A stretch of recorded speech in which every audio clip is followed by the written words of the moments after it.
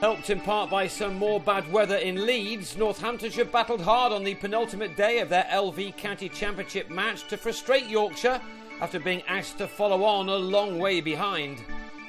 That decision had been made on the previous evening by Andrew Gale before the rain arrived in Headingley, and only a handful of overs were possible on the third morning before the players left the field again. Northampton started their second innings a massive 365 runs behind, but their openers Stephen Peters and James Middlebrook at least showed some fight, as Gale was forced to employ his spinners because of the bad light. Back on in the afternoon, Yorkshire could now use their pacemen, the men who dismissed Northamptonshire in just a session in their first innings on the previous day. One of those quicks, Ryan Sidebottom, now produced a cracker to remove Peters, who did well to edge behind after making 11.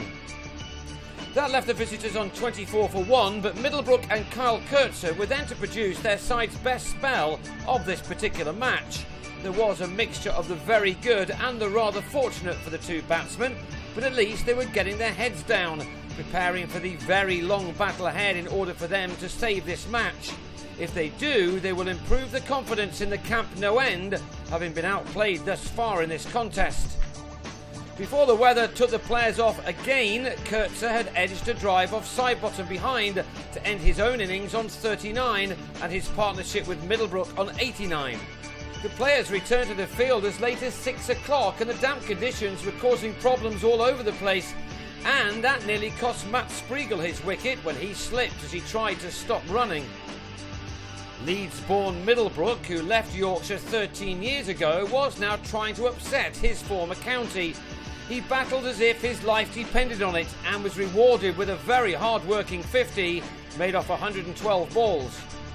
Northamptonshire were desperate to get to the close with just 2 men out, but they lost 2 more in the final 9 overs. Jack Brooks trapped Spreagle in front on 7. And Middlebrook's resistance was also finally ended by Brooks after surviving for more than 3 hours for his 65.